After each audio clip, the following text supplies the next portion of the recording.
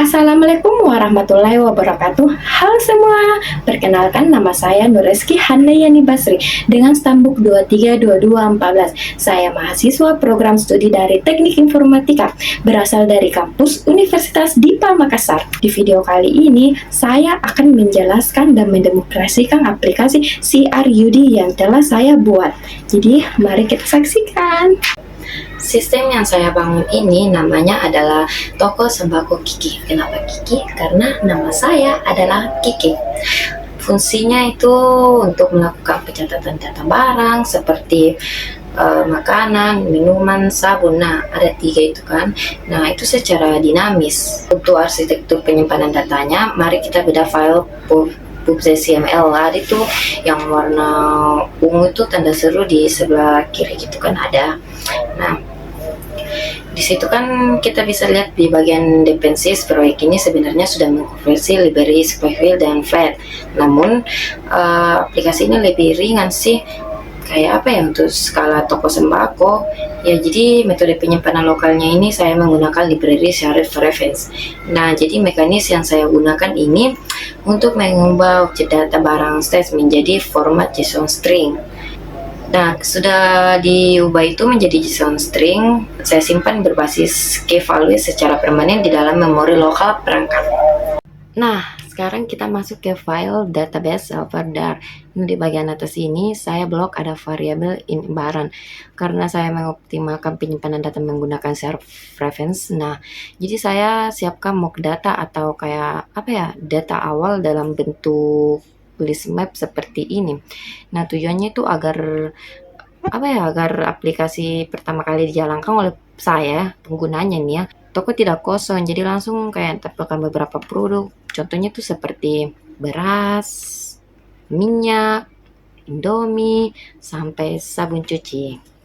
Yang kedua itu ada fungsinya. Ada 2 fungsi penting. Pertama itu ada load from fresh dan save to first. Fungsi load from fresh itu untuk mengecek memori lokal HP.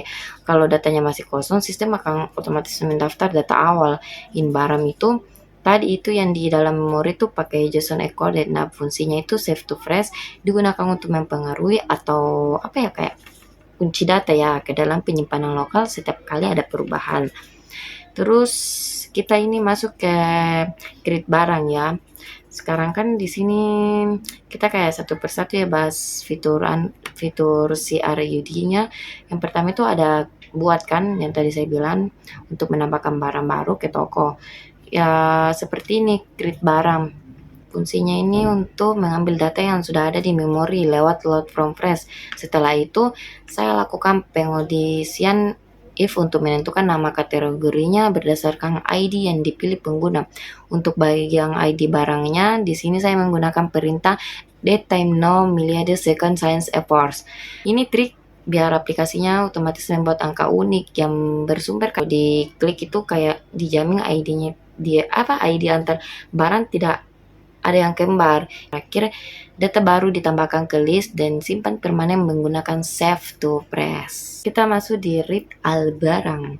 Fungsi ini sebenarnya sederhana tapi krusial.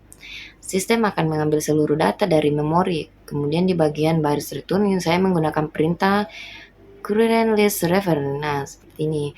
Gunanya adalah untuk membalikan urutan list data sehingga barang yang baru saja diinput atau ditambahkan oleh saya si pengguna ya otomatis langsung muncul di urutan paling atas. Terus fitur di sini selanjutnya tuh ada fitur update. Cara kerjanya tuh pertama-tama sistem akan mencari posisi indeks barang yang mau kita edit di dalam memori menggunakan perintah index where.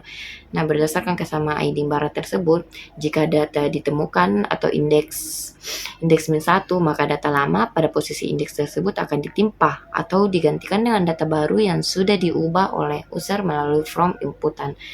Nah, kemudian datanya disimpan kembali. Terakhir itu ada fitur del. Kan dari kata del saja itu artinya menghapus.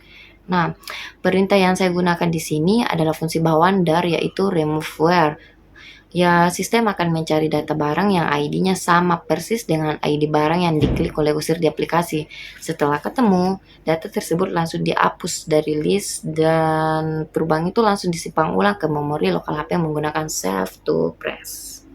Sekarang mari kita lihat bagaimana fitur-fitur itu terjadi di toko sembako Kiki. Nah, ini kan tampilan awalnya saya sudah list semua. Nah, dari semua ini ada dari makanan, terus minuman, terus sabun. Nah, kita kembali ke semua. Kita coba fitur tambahkan. Nah, saya mau tambahkan. Di sini saya coba ketik Mama Lemon. Oke, Mama Lemon. Harganya 5.000 aja. Terus jumlahnya mungkin 40. Nah, kita pilih kategorinya. Kan ada 3. Kita ambillah sabun. Kita tambahkan ke toko. Lihat, munculkan paling atas. Data berhasil ditambahkan. Nah, kemudian saya mau mencoba fitur hapus semua. Hapus. Kita hapus semua ya, hapus. Yang tadi saya bikin itu, sekarang saya hapus. Oke. Dan nih cukup. Nah, saya mau edit. Kemudian saya edit, coba ganti di sini Mama Lemon itu saya ganti ya jadi rinso bubuk yang 800 gram aja ya. Nah, terus harganya itu sekitar 22. Oke, 22 aja. Nah, jumlah stoknya itu kita ambil 3 aja. Nah, kita sama tuh sabun. Lihat. Berubah hasil editnya. Data berhasil diubah. Mungkin itu saja penjelasan dan demonstrasi aplikasi CRU di toko sembako Kiki. Kurang dan lebihnya mohon dimaafkan. Terima kasih atas perhatiannya. Terima kasih dan sampai jumpa. Bye-bye.